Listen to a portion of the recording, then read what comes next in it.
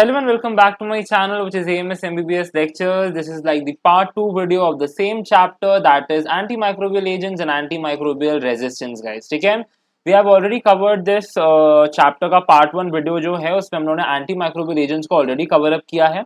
Okay, we have discussed this topic under the two subtopics, that is definition cover किया था इसका, and we have also covered up the different ways to classify this thing. ठीक है, तो इसका classification जो होता है एंटी माइक्रोबियल एजेंट्स का वो भी अच्छे से I have covered up within the part 1 video. तो लिंक डिस्क्रिप्शन में होगी. You can find this video also on to my channel. तो ये अवेलेबल है. If you want to watch it you can go and have a look on that thing. Right now this video is mainly concerned with the antimicrobial resistance, guys. What do we mean by antimicrobial resistance? That is the definition of antimicrobial resistance. Post that we are going to cover up the types of the antimicrobial resistance. Okay? And the part 3 video is all about the mechanisms of resistance. Mainly the 4 important mechanisms are discussed in details in that particular video. Starting up with the antimicrobial resistance, guys. Okay? The moment I say antimicrobial resistance, what do we mean by this thing? To understand this concept, let's start with the basic, that is antimicrobials. What is the role of an antimicrobial agent? क्या करता है antimicrobial agent? Very simple. Either it is going to kill the organism or it is going to inhibit the growth of the organism. Simple. Yes or no? तो जो भी micro organism होगा उसकी growth को कहीं ना कहीं ये इनहिबिट करेगा या तो फिर उसको कहीं ना कहीं किल कर देगा. Right, that's a simple role of an antimicrobial agent. If the use of antimicrobial agent is prolonged, I mean to say if overuse कर रहे हो इसका है ना, लंबे समय के लिए कभी हो रहा है, तो most likely the microorganism, okay, with the time, prolonged use or you can say with the time, what happens is this microorganism will develop resistance. क्या करेगा ये? Resistance develop कर लेगा against this antimicrobial agent, and this antimicrobial agent will be no longer effective against that microorganism. This whole concept is referred to as your antimicrobial resistance. I mean to say, whenever a microorganism develops resistance against an antimicrobial agent is what is referred to as antimicrobial resistance, guys. ठीक है, which is यहाँ पे mention भी की गई है, that is antimicrobial resistance refers to the development of resistance to an antimicrobial agent by a microorganism. Clear है definition यहाँ पे. अब इसके types हम लोग को देखने गए. ठीक है, there can be two types possible. Either it can be acquired resistance or it can be an intrinsic resistance. Acquired resistance जो होता है guys, it is something that is going to develop with the time. ठीक है, with the time ये develop होता है. ज्यादातर micro organisms के अंदर इसी टाइप का रेजिस्टेंस देखने मिलता है, तो this is the most common category. On the other hand जो इंट्रिंसिक वाला होता है, this is something that is naturally present in an organism. Naturally उनको रेजिस्टेंस होता है, उनके स्ट्रक्चर या फंक्शनल कैरेक्टरिस्टिक की वजह से उन लोगों को ये रेजिस्टेंस मिलता है. तो it is something इनेट, it is something intrinsic, यानी कि नेचुरली प्रेजेंट है उनके अंदर. ठीक है, सो ये थोड़ा मतलब स्पीशीज स्पेसिफिक होता है इंट्रिंसिक वाला, मतलब इन पर्टिकुलर ग्रुप ऑफ ऑर्गेनिजम्स में ही देखने मिलेगा ये रेजिस्टेंस, अदरवाइज. एंड अक्वायर्ड वाला तो विथ टाइम डेवलप होने वाला है, एंड ये ज्यादा कॉमन होता है. ठीक है, एक एक करके दोनों को डिटेल में समझते हैं तो और ज्यादा क्लियर हो जाएगा ये चीज. If I talk about acquired resistance, guys, ठीक है, अब ये अक्वायर्ड रेजिस्टेंस क्या होता है, लेट्स अंडरस्टैंड दिस कंसेप्ट. ठीक है, okay, we know this thing, right, क्या कोई भी इन्फेक्शन है, जो भी बीमारी है भी, राइट नाउ एनी डिजीज पर से, there is a specific treatment regimen that has been okay established. I mean to say कि कोई सपोज कॉलरा का पेशेंट है, तो विब्रियो कॉलरा उसका पॉजिटिव एजेंट है, तो we have a set of antibiotics, we have a line of treatment prepared for it. क्या so and so is the disease, तो ये हम लोग ड्रग्स देंगे इतने इतने ड्यूरेशन के लिए, तो पेशेंट विल बी ट्रीटेड. ठीक है, प्रॉपरली उसका ट्रीटमेंट हो जाएगा. तो सिमिलरली कोई बैक्टीरिया को ट्रीट करने के, बैक्टीरिया इन्फेक्शन को ट्रीट करने के लिए we give certain antibiotics. Just for example ABC antibiotic, XYZ antibiotics, एक स्पेसिफिक ड्यूरेशन के लिए हम लोग ये एंटीबायोटिक्स प्रिस्क्राइब करते हैं. Yes or no? Okay. Now, most commonly, अगर क्या होता है guys, if there is something called as overuse, or you can say there is misuse of this antibiotics, most likely this bacteria will develop something that is called as resistance with the time. Due to this main reason, overuse या misuse की वजह से bacteria resistance develop कर देगी against the antibiotics. That is what is called as acquired. I mean to say, मतलब इससे conclusion क्या आता है? दैट इज इनिशियली जो हमारी बैक्टीरिया थी वो ये एंटीबायोटिक्स के लिए सेंसिटिव थी. ओके, इट वाज ससेप्टेबल कहीं ना कहीं. इनिशियली इट वाज सेंसिटिव, लेकिन ओवर यूज, मिस यूज की वजह से विथ टाइम बैक्टीरिया ने रेजिस्टेंस डेवलप कर लिया. ठीक है, इसे समझने के लिए I will give you a simple example. Okay just remember those days जब हम लोग फर्स्ट ईयर के अंदर एंटर किए थे हमारे कॉलेज में, है ना, everything was new, new environment, new surrounding, new people, है ना, all your food habit, your sleeping habit, everything changes. तो जो इनिशियल डेज होते हैं कुछ फर्स्ट ईयर के अंदर, वो कैसे होते हैं? You are bit sensitive, right, सब चीजें नवी होती है, you are bit sensitive and susceptible to the environment, right. But with time what happens, with time you get adapted, you get used to the environment, right. तो वही चीज यहाँ पे भी होती है कि बैक्टीरिया इनिशियली एक सेट ऑफ एंटीबायोटिक्स के लिए सेंसिटिव होती है, बट बार बार वही एंटीबायोटिक्स के मतलब एक्सपोजर में जब वो आती है, कांटेक्ट में आती है, bacteria will develop resistance. This is what is called as acquired resistance guys, ठीक है। तो वो चीज यहाँ पे मेंशन की गई है, that is acquired resistance simply refers to the emergence of the resistance in a bacteria which was ordinarily susceptible. पहले it was susceptible to the antimicrobial agent, but with the time it became resistant by acquiring the genes which were coding for the resistance guys. Concept clear हुआ यहाँ पे acquired resistance का guys? Any problem in understanding this concept of acquired resistance till here? Okay, now next thing, let's understand the whole concept. Okay, basically we are talking here mechanism कि हुआ कैसे. Let's understand with the help of an exam, okay, with the help of an image over here कि acquired resistance कैसे काम करता है. Okay, over here we have a set of, okay, we have a group of okay, we have a group of bacteria over here. अभी जो जैसी bacterial infection है तो what is something that we will start the antibiotic treatment. मतलब bacterial infection है, bacteria का problem है यहाँ पे, तो हम एंटीबायोटिक्स की शुरुआत करते हैं. हमने एंटीबायोटिक स्टार्ट कर दी, तो इट्स वेरी ऑब्वियस ना, जो सेंसिटिव होगी bacteria, antibiotic is going to kill those bacteria, है ना, जो भी सेंसिटिव होगी उनको किल कर देगी. तो यहाँ पे जो येलो कलर से शो किए गए those are susceptible one, and जो रेड कलर से शो की गया वो रेजिस्टेंट वाली होती है. तो मैंने एंटीबायोटिक का ट्रीटमेंट शुरू कर दिया गाइस. तो डेफिनेटली वी वर एक्सपेक्टिंग कि हमारे जो ससेप्टेबल वाले होते हैं, जो सेंसिटिव बैक्टीरिया है, वो किल हो जाए, वो डिस्ट्रॉय हो जाएगी, they will disappear. Normal this thing is happening. अगर मैंने ये एंटीबायोटिक्स का ओवर यूज कर लिया गाइस, ठीक है, ज्यादा यूज कर लिया या मिस यूज हो गया, मतलब सिचुएशन में इट वाज नॉट नीडेड, तो there is something called a selection of the resistant bacterium. Resistant bacterium का सिलेक्शन हो जाता है. Why? Because of the antibiotic pressure. इसके वजह से ये जो बैक्टीरिया होती है guys, it will increase in number, है ना, it will increase in number, and it is going to, जो फाइनल पॉपुलेशन होगा वो सिर्फ रेजिस्टेंट बैक्टीरिया होगा. It will increase in number, it will grow, अपना नंबर इंक्रीज करेगी, and what is the ultimatum? It will spread then. Okay, तो next step होता है दैट इज ये जितने भी जो हम लोग के रेजिस्टेंट बैक्टीरिया होते हैं, they will begin to spread. Surrounding के अंदर जो भी अनरिलेटेड बैक्टीरियाज होती है, जिन लोग में रेजिस्टेंट की जीन्स नहीं होती है, उनमें अपनी ये रेजिस्टेंट वाली जीन्स को ट्रांसफर करने का शुरू करेगी, ठीक है. तो जो भी ससेप्टेबल बैक्टीरिया थे, जो कि रेजिस्टेंट नहीं थे, they will be getting transformed into the resistant bacteria guys, ठीक है. तो this is all the concept और the entire mechanism of acquired resistance.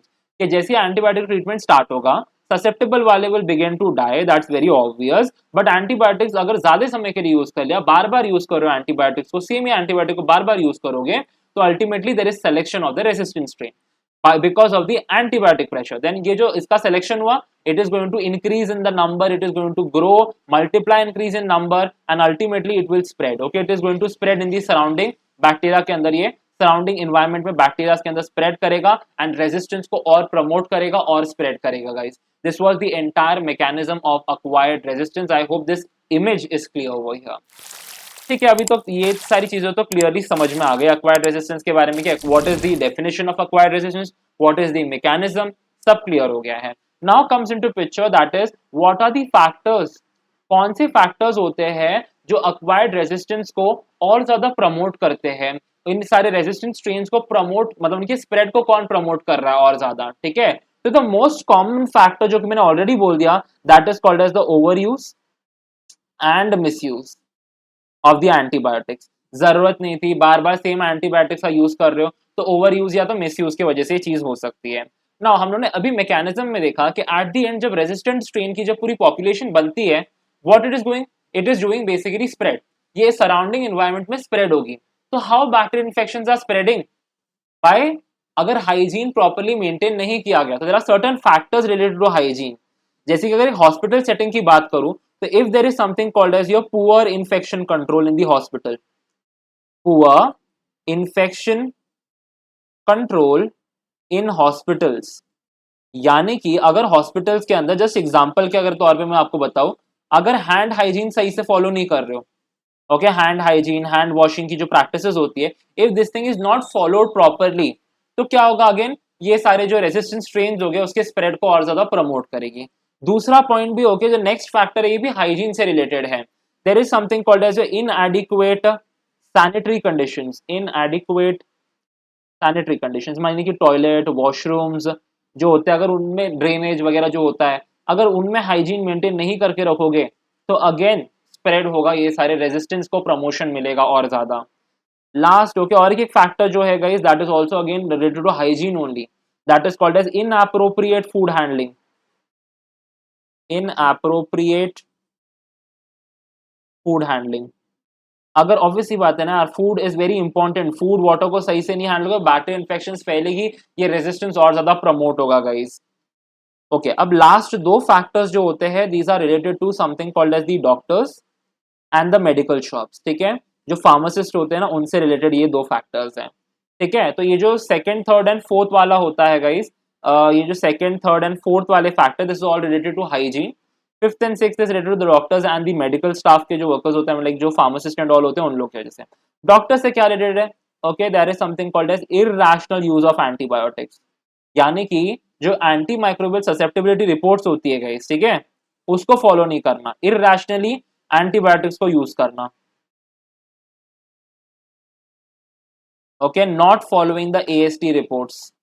This what is AST, antimicrobial susceptibility test, okay, it's very important guys, कि मतलब देखो ज्यादातर infections के लिए we have an empirical treatment, कि अगर ये ओके हम लोगों ने ये प्रोबेबल डायग्नोसिस बना लिया है by looking at the symptoms, by taking the history, probable diagnosis आता है कि so and so is the disease, तो we can start with the empirical treatment.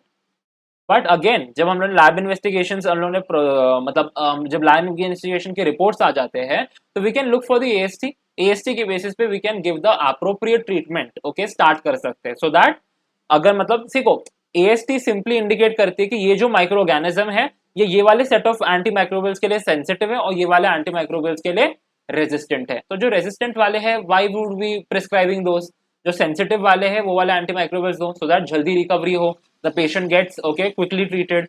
तो वो चीजें यहाँ पे होती है। तो this is again a factor promoting this thing. अब मेडिकल से रिलेटेड यानी कि जो फार्मासिस्ट होते हैं गाइस, ओके, ये लोग कहीं ना कहीं मतलब आप लोगों के एंटीबायोटिक्स को विदाउट प्रिस्क्रिप्शन प्रिस्क्राइब कर देते हैं। So they should make sure that antibiotics should not be prescribed, okay, should not be dispensed from the medicals without a prescription, because antibiotic जो होता है it is not a OTC. What is OTC? Over the counter drugs. Over the counter drugs ऐसे drugs होते हैं जिनको without prescription भी a patient, okay, or a person can take from the medical, जैसे कि पैरासिटामोल हो गया guys, इसको प्रिस्क्रिप्शन का जरूरत नहीं लगता, you can directly go to the medical shop. लेकिन एंटीबायोटिक्स के लिए you require a prescription from the doctors, but right now again ये हर जगह पे फॉलो नहीं किया जाता है ये रूल, ठीक है। Most of the pharmacist okay they just directly dispense the antibiotics और एनी अदर ड्रग्स जिसके लिए प्रिस्क्रिप्शन मैंडेटरी है, बट दे देते हैं। तो this the all important factors जो कहीं ना कहीं रेजिस्टेंस को और ज्यादा प्रमोट करेगी, they will add on to the spread of the resistant microorganism strain, resistant bacterial strain को। I hope you are done with the entire acquired resistance, okay. अब जो दूसरा टाइप था हम लोग का, that is what is called as your intrinsic resistance, इसको समझते हैं यहाँ पर। Intrinsic resistance very simple guys, it's like the innate ability है, यानी कि माइक्रो ऑर्गेनिज्म के स्ट्रक्चरल या तो फंक्शनल कैरेक्टरिस्टिक की वजह से जो रेजिस्टेंस मिलता है गाइस, ठीक है, that is what is called intrinsic resistance, है ना। तो इसका एग्जांपल से समझते हैं, इसको और अच्छे से क्लियर होता है गाइस, ठीक है। Let's understand with the help of an example.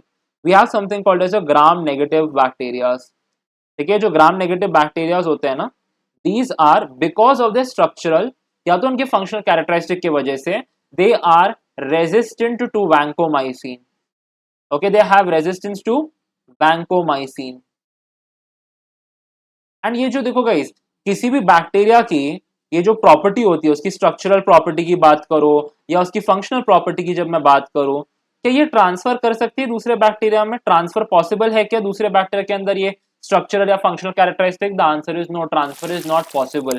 Therefore since transfer possible नहीं होता है ना, तो इंट्रिंसिक रेजिस्टेंस इज ओवरऑल क्या है, मतलब it is not transferable, therefore ये इतना ज्यादा डेंजरस नहीं होता है। It is imposing a very negligible threat because it is non transferable. I hope intrinsic resistance भी क्लियर हो गया यहाँ पर हम लोगों को। We are done with the two major types of resistance, that is acquired resistance and intrinsic resistance, ठीक है। Now moving ahead we have to talk about mutational resistance and transferable drug resistance. अब ये क्यों पढ़ना है, क्या ये types है क्या रेजिस्टेंस के? द आंसर इज नो, ठीक है। देखो नाउ द क्वेश्चन आना चाहिए, हमने अभी सब कुछ पढ़ लिया, डेफिनेशन पढ़ लिया रेजिस्टेंस का, उसके दो टाइप्स पढ़ लिए, उनके फैक्टर्स, उनका मैकेनिज्म सब देख लिया, but there should be a question into your head, ये शुरुआत कैसे हुई, from where is the starting point, okay, that कि ये बैक्टीरिया रेजिस्टेंट कैसे बना, how does a normal bacteria became resistant. मैंने बोला विद टाइम ये चीज हो रही है, बट कैसे, how is this thing happening. Factors तो देख लिया हम लोग ने बहुत सारे, कि विद टाइम जो हो रहा है कि ये ओवर यूज मिस यूज की वजह से प्रॉपर हाइजीन नहीं मेंटेन कर रहे हो तो उस वजह से रेजिस्टेंस प्रमोट हो रहा है, बट हाउ, शुरुआत कैसे हुई है। तो जस्ट समझते हैं यहाँ पर कि ये जो बैक्टीरिया है मेरे पास यहाँ पे, ठीक है, we have a single bacteria over here, तो ये दिस इज नॉन रेजिस्टेंट, ठीक है, this is a non resistant bacteria, this bacteria got exposed to some mutagens, okay, some mutagens। तो इस बैक्टीरिया का जो जेनेटिक मटेरियल था गाइस, इसके जेनेटिक मटेरियल के अंदर म्यूटेशन हो गया, and you know this thing guys, mutation can be harmful, can be beneficial. तो sometimes the mutation can result into the development of resistance in some bacterias. तो ये जो नॉन रेजिस्टेंट बैक्टीरिया थी, अब ये रेजिस्टेंट बैक्टीरिया में convert हो गई है बिकॉज ऑफ म्यूटेशन, ठीक है। दूसरा, we have a bacteria over here, ठीक है, ये बैक्टीरिया का अपना जेनेटिक मटेरियल है, एंड इन ओके सपोज ये जो bacteria its already resistant bacteria है, बिकॉज मैं बोल रहा हूँ कि इसके पास एक जीन है जो कि रेजिस्टेंट को कोड कर रही है। What is this, this is plasmid, R plasmid, that is resistant coded plasmid है इसके पास। This bacteria can transfer, okay, उसका जो रेजिस्टेंट वाला जीन है वो ट्रांसफर कर सकती है दूसरे नॉन रेजिस्टेंट बैक्टीरिया के अंदर, ठीक है, दूसरे नॉन रेजिस्टेंट बैक्टीरिया के अंदर ट्रांसफर कर सकती है। This is what is called as, यानी कि इसका ट्रांसफर पॉसिबल है, तो this is what is called as transferable drug resistance, यानी कि रेजिस्टेंट आइदर म्यूटेशन की वजह से डेवलप हो सकता है या तो it can be transferred from an already resistant bacteria to another bacteria. Is it clear till here to every one of us. तो जो नेक्स्ट दो टाइप हमको पढ़ने हैं, that is called mutational resistance and the transferable drug resistance guys, ठीक है। समझते हैं म्यूटेशनल ड्रग रेजिस्टेंस को। अभी मैंने बताया जो रेजिस्टेंस, अगर आप लोग के जो रेसिडेंट जीन होती है बैक्टीरिया की, please pay attention to the term resident gene, कि ये बैक्टीरिया है, ये बैक्टीरिया का अपना खुद का जेनेटिक मटेरियल है, this is what is called resistant genes, ठीक है, एंड म्यूटेशन इसके ऊपर हो रहा है, ठीक है, इसका म्यूटेशन हो रहा है। तो यहाँ पे सपोज मैंने बोला ये वाले पॉइंट पे म्यूटेशन हो गया, ये पॉइंट पे म्यूटेशन हुआ तो यहाँ पे रेजिस्टेंस हो गया, ठीक है ना। But again pay attention to this point, आगे जब हम लोग डिफरेंस पढ़ेंगे ना between the mutational and transferable, तब ये पॉइंट आने वाला है। अब म्यूटेशन ये वाले पार्ट पे हुआ था, हम सेइंग कि इस बैक्टीरिया को रेजिस्टेंस की प्रॉपर्टी मिल गई, लेकिन व्हाट इफ आई से कि मेरा म्यूटेशन यहाँ पे हो गया, कोई चेंजेस जेनेटिक मटेरियल में यहाँ पे हो गए, तो इसके वजह से इसके जो दूसरे प्रॉपर्टीज है, ठीक है, इसके जो दूसरा फंक्शन है वो कहीं ना कहीं अफेक्ट हो सकता है। yes or no, the function can be affected, changes आ सकते हैं। तो कहीं ना कहीं देयर आर चांसेस कि इस बैक्टीरिया का जो विरुलेंस होता है ओवरऑल वो कहीं ना कहीं डिक्रीज हो जाए, ठीक है, विरुलेंस कम हो सकता है ये वाले बैक्टीरिया में। चीजें क्लियर हो गई म्यूटेशन की वजह से, क्यों, बिकॉज बैक्टीरिया का पेरेंट डीएनए जो उसका रेसिडेंट जीन होता है उसमें चेंज हो रहा है, तो देयर आर चांसेस कि उसके जो दूसरे फंक्शंस है, प्रॉपर्टीज है, उसमें चेंज हो, तो ओवरऑल इसका विरुलेंस जो होता है बैक्टीरिया का वो कहीं ना कहीं हैम्पर हो सकता है, अफेक्ट हो सकता है गाइस, ठीक है।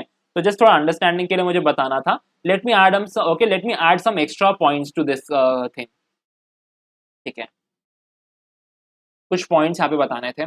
जब भी बात होती है म्यूटेशनल रेजिस्टेंस की, फर्स्ट थिंग डेफिनेशन क्लियर है हम लोगों को। दूसरा, म्यूटेशनल रेजिस्टेंस मोस्ट कॉमनली कौन से ऑर्गेनिज्म में देखने मिलता है। Give an example, very famous example, you should never forget, that is Mycobacterium tuberculosis. Mycobacterium tuberculosis, it's a bacteria, every one of us know, causing tuberculosis, right?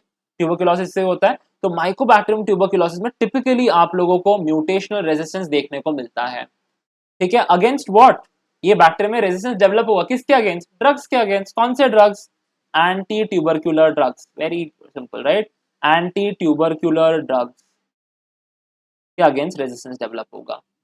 Mutational resistance is a low level resistance. Why am I saying so कि ये लो level resistance है, because resistance develop होगा, ठीक है, Mycobacterium tuberculosis में mutational resistance develop होगा, but only against a single drug, okay, एक drug के अगेंस्ट ही रेजिस्टेंस डेवलप होता है एट वन टाइम, यानी कि एक समय पे सिर्फ एक क्लास ऑफ एंटीबायोटिक से अगेंस्ट रेजिस्टेंस डेवलप हो पाएगा, therefore it is a low level of resistance guys, है ना।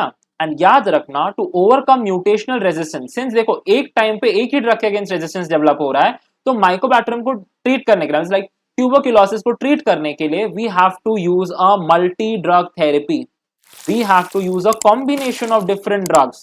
That is what is called as multi-drug therapy. And we all already know, guys, anti-tubercular drugs. एक drug नहीं होता, it's a combination of multiple drugs. Isoniazid, rifampicin, pyrazinamide, ethambutol, streptomycin, बहुत सारी.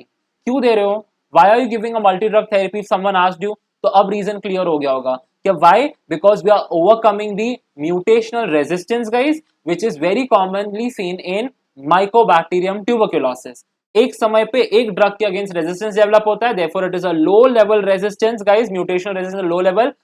मतलब अगर मैंने बोला अगर एक ड्रग के अगेंस्ट रेजिस्टेंस भी डेवलप हो गया तो बाकी सारे drugs would be available to treat the patient, to treat the disease. I hope this sounds a bit clear. Mutational resistance clear हो गया यहाँ पर. आगे जाते हैं. We have the second counter part, that is your transferable drug resistance. Comparatively देखो transferable drug resistance समझते हैं यहाँ पर. तो यहाँ पे हमारे पास एक बैक्टीरियम है, उसका पेरेंट जीन, ओके, यहाँ पे उसका रेसिडेंट जीन है, यहाँ पर उसका रेसिडेंट जेनेटिक मटेरियल है, ठीक है. इसके अलावा इस पर्टिकुलर बैक्टीरिया के अंदर प्रेजेंट है something called as a R plasmid guys. What I am saying, it is having an R plasmid. R plasmid का मतलब क्या होता है? Resistance coded plasmid. तो this is already a resistant bacteria. Yes और नो, ये already एक resistant bacteria है. तो ये अपनी जीन ऑफ रेजिस्टेंस को एक दूसरे नॉन रेजिस्टेंट बैक्टीरिया के अंदर ऐड कर सकती है. ये दूसरी बैक्टीरिया, ये उसका खुद का जेनेटिक मटेरियल है गाइस, एंड यहां से इसकी एक कॉपी यहाँ पे जाएगी एंड यहाँ पर आप लोग को ये देखने को मिलेगा कि करके नॉन रेजिस्टेंट बैक्टीरिया भी रेजिस्टेंट में कन्वर्ट हो गई. तो यहाँ पे क्या हो रहा है? There is transfer is taking place. अब फटाफट से I want a question, okay, I want the answer from your end. There is two bacterias over here, bacteria number 1, bacteria number 2, connected by a tube, guys. What is the method of transfer of genetic material shown over here? Very good. That is what is called as conjugation. Conjugation. And what is this genetic element called as? मैंने तो already बता दिया था. This is अगर transferable drug resistance की बात हो रही तो it is the R plasmid. Okay, it is the plasmid. Can anyone quickly define what is plasmid? Extra chromosomal, circular, double stranded genetic material is what is called as your plasmids guys. ठीक है, तो conjugation है, plasmid है. तो जब भी transferable drug resistance की बात हो रही है, तो जब ट्रांसफर हो रहा है most commonly it is going to take place, most commonly conjugation से होता है. क्या आपको और कोई और कोई ट्रांसफर के मेथड्स पता है कि एक बैटरी से दूसरे बैटरी में हम लोग जेनेटिक मटेरियल को ट्रांसफर कर सकते हैं? Any other names quickly? Very good. We have something called as your transformation. Okay, we have something that is called as your transduction. Yes or no? ये दो मेथड से भी ये ट्रांसफरेबल ड्रग रेजिस्टेंस पॉसिबल है, but again ये दोनों methods okay थोड़े rarely use किए जाते हैं. These are okay not most common, ये थोड़े रेयर होते हैं. ठीक है, तो ये जैसे एक ओवरव्यू मुझे यहाँ पे देना था ट्रांसफरेबल ड्रग रेजिस्टेंस का. एंड हाँ, एक और एक पॉइंट यहाँ पे ऐड कर देता हूँ. मैंने पिछले स्लाइड में भी आपको समझाया था, विरुलेंस फैक्टर से रिलेटेड है. अब यहाँ पे आप देख सकते हो दोनों बैक्टीरिया के अंदर it is the extra chromosomal genetic material जिसमें चेंज हो रहा है, उसका ट्रांसफर हो रहा है. कोई भी जेनेटिक मटेरियल का कॉम्पोजिशन जो उसका सीक्वेंस होता है वो ऑल्टर नहीं हो रहा है. यहाँ पर जो पेरेंट डीएनए होता है गाइस, उसमें कोई भी there is no change in that thing. किसी भी जीन सीक्वेंस में किसी भी तरह का कोई चेंज नहीं आ रहा. तो जो विरुलेंस प्रॉपर्टीज होती है, आई मीन टू से लाइक जो उसके दूसरे फंक्शन या प्रॉपर्टी होते हैं दोनों बैक्टीरियाज के, कोई चेंज नहीं होने वाला है यहाँ पर. Do you get that thing? I hope virulence का पॉइंट भी क्लियर हो गया हम लोग को यहाँ पर. तो लेट मी जस्ट इसको थोड़ा वर्ड्स में देखते हैं यहाँ पे क्या लिखा हुआ है थ्योरी पॉइंट ऑफ व्यू से. ठीक है, तो अगेन मैंने बोला प्लाज्मिड का जरूरत है, तो प्लाज्मिड कोडेड है ये कहीं ना कहीं, and usually most commonly it is transferred by conjugation and rarely transfer हो सकता है ट्रांसडक्शन या ट्रांसफॉर्मेशन पे. अगर आपको जानना है what is plasmid, what is conjugation, what is transduction, transformation, अगर आपको नहीं पता है, if you want to have a look on this thing, if you want to get details about this thing, there is already a video available on the channel under the topic called as your bacterial genetics. यहाँ पे मैंने detail में explain किया है. I will pin the whole thing in the description as well, and you can also find the video on my channel. ठीक है, तो देख सकते हो आप लोग यहाँ से भी. तो ये डेफिनेशन क्लियर हो गया यहाँ पे ट्रांसफरेबल ड्रग रेजिस्टेंस का. Let me add on some more point. ठीक है, अब मैंने बोला था म्यूटेशनल रेजिस्टेंस एक लो लेवल रेजिस्टेंस था, बट ये जो रेजिस्टेंस है ट्रांसफरेबल वाला, ये एक हाई लेवल रेजिस्टेंस है, ठीक है, इट्स अ हायर डिग्री का रेजिस्टेंस, और you can say it is a high level resistance. ऐसा क्यों बोल रहा हूं मैं, why? First thing, this is plasmid coded. कौन सा plasmid is playing a role over here? R plasmid, resistance coded plasmid is playing a role in transferable drug resistance. Plasmid को just मैं एक रफली ऐसे ड्रॉ करूं यहाँ पे, तो we have it's like circular double standard structure है, राइट? एंड प्लाज्मिड जो होता है ना guys, it is having multiple genes. Do you get what I am trying to say? कि ये जो छोटा सा पोर्शन है यहाँ पर, this is going to provide resistance to another class of drug, ये कोई दूसरी क्लास ऑफ एंटीबायोटिक्स, ये वाला कोई दूसरा, ये वाला। तो कैन यू सी, एक साथ एक जीन, ओके, 1 2 3 4 5, ओके, और बहुत सारे, मतलब कितने जीन एक प्लाज्मिड में प्रेजेंट है, ओके, उसके बेसिस पे it can provide resistance to multiple drugs at the same time. What I am saying, it is going to provide resistance to multiple drugs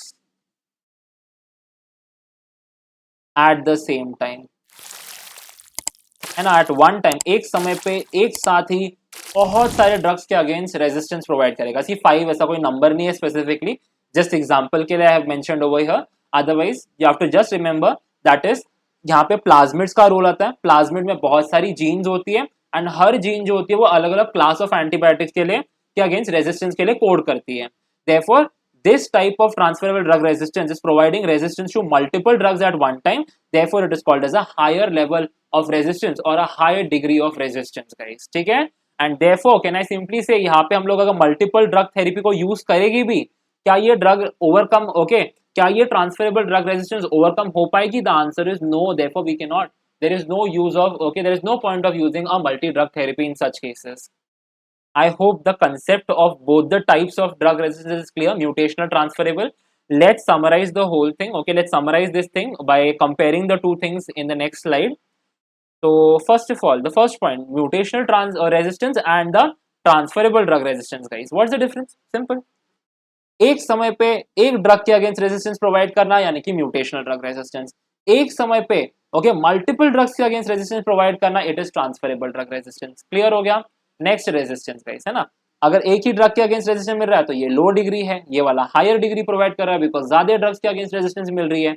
next difference that is यहाँ पे resistance overcome कर सकते हो। Yes, why? Because एक drug के against resistance तो हम लोग मल्टीपल या कॉम्बिनेशन को यूज करेंगे यहाँ पे, तो this resistance can be overcome, लेकिन यहाँ पे this is not possible. I hope आपको रीजन क्लियर होगा इन सब चीजों का। नेक्स्ट थिंग, विरुलेंस वाला मैंने ऑलरेडी एक्सप्लेन कर दिया गाइस, दैट इज म्यूटेशनल के केस में it is the resident genes, it is the genetic material of the DNA sorry bacteria के खुद के जेनेटिक मटेरियल में चेंज हो रहा है, जीन सीक्वेंस में ऑल्टर हो रहा है, तो नॉट पॉसिबल ना कि सिर्फ मतलब म्यूटेशन हो गया, जीन सीक्वेंस चेंज हो गया तो रेजिस्टेंस ही आएगा, उसके अलावा कोई और फंक्शन भी तो इफेक्ट हो सकता है। तो यहाँ पे विरुलेंस आप लोग की कम हो जाती है। लेकिन यहाँ पे ट्रांसफरेबल में सिर्फ ट्रांसफर हो रहा है, कोई भी जेनेटिक मटेरियल के मतलब जो जीन सीक्वेंस उसमें ऑल्टर नहीं हो रहा कुछ भी, तो यहाँ पे विरुलेंस फैक्टर कहीं ना कहीं इंटैक्ट रहेगी, उसमें कोई चेंज नहीं आने वाला हमारा। क्लियर हो गया? अब last point of difference guys, that is देखो म्यूटेशनल रेजिस्टेंस जो होता है, अब ये बड़ा इंटरेस्टिंग पॉइंट है यहाँ पर।